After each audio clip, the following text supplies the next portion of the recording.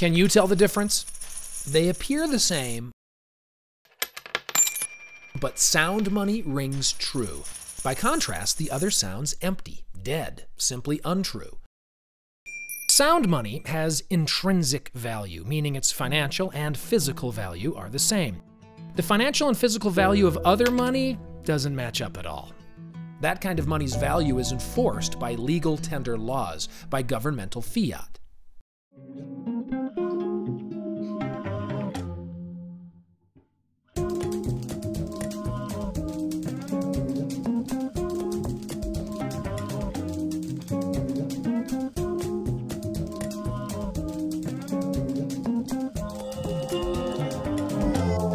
Governments simply diluted each coin's precious metal content by mixing in cheap base metals. Sadly, now at the beginning of the 21st century, goods cost 25 to 30 times more in dollars than they did 100 years ago. Their price in gold hasn't changed a bit. So what's happened to our dollar? Is it sound money? Why has it lost so much purchasing power in such a relatively short period of time? Today's headlines scream warnings about the current economic crisis, both in the US and around the world. Our situation is much worse than most people realize. How did we get to this point?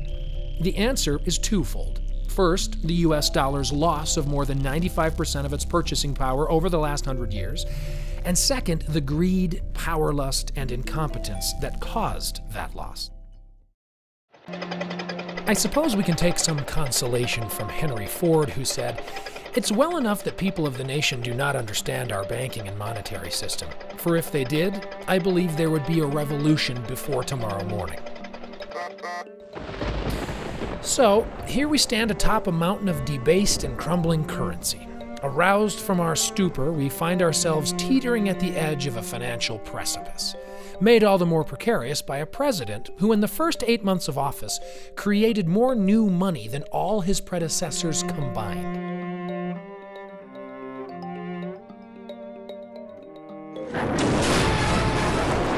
So, what's down there at the bottom of the abyss? The numerous historical examples of destructive monetary policies based on unsound fiat legal tender share many troubling consequences. Alternating rampant inflation and deflation, heavy taxation, unemployment, civil unrest, rioting, revolution, governmental coups, and war. So, where do we stand today? On November 3, 2010, Fed Chair Ben Bernanke unveiled a plan to frantically pile more and more dollars on the crumbling cliff edge.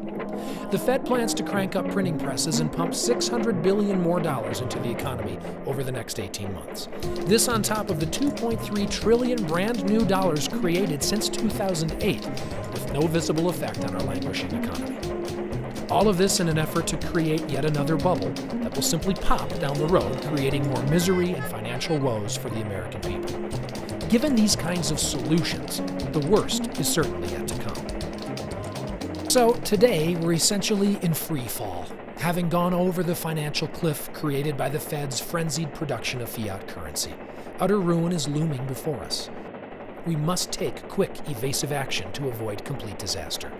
We're in economic crisis. Home foreclosures, job losses, shrinking purchasing power, and accelerating inflation is only just beginning. Who is to blame? It's our fault. We, the people, have been asleep. We allowed our elected officials to compromise their oaths of office to protect and defend the provisions of the Constitution.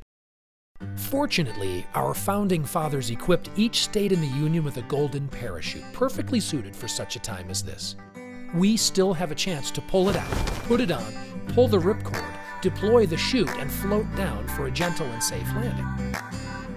Our parachute is securely stored with the United States Constitution.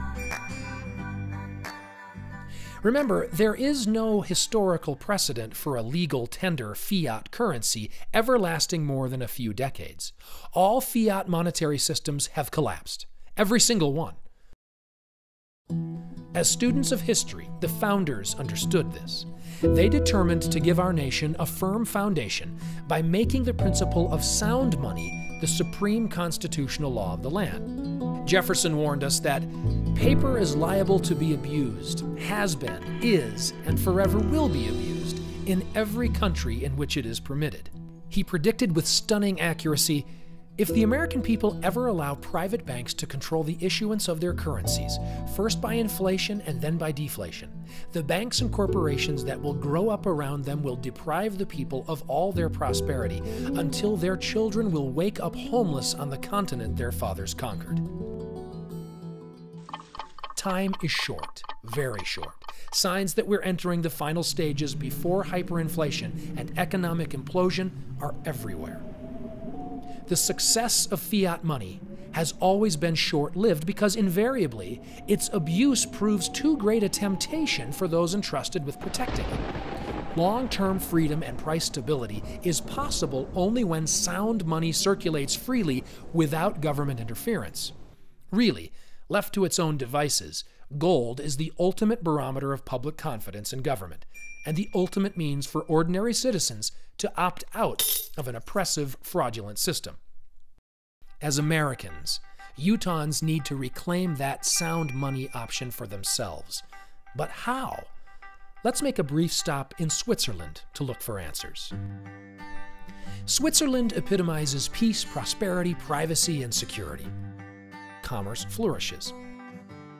The country enjoys the inflation-proof Swiss franc, backed by gold until just recently.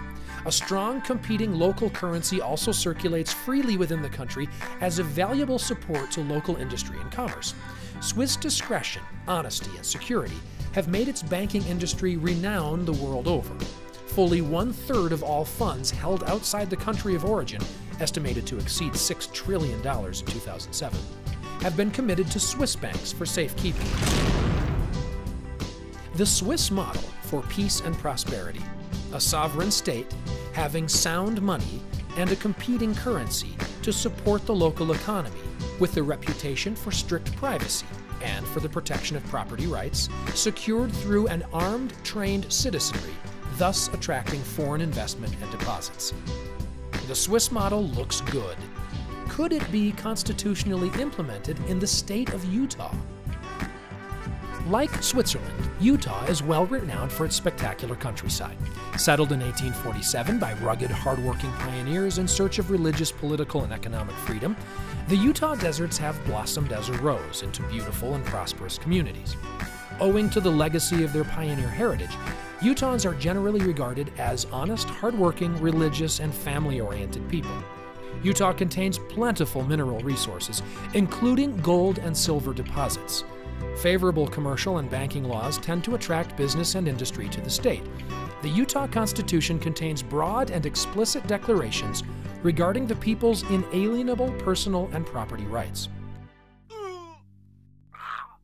In light of the dire economic circumstances facing both the United States and the world as a whole, a comprehensive bill is slated for consideration this legislative session by our elected representatives. It's designed to fully implement the Swiss model in Utah as our state's golden parachute. If we were to adopt sound money as a widely circulated local currency, Utah would be well positioned to weather any of the financial storms that may arise.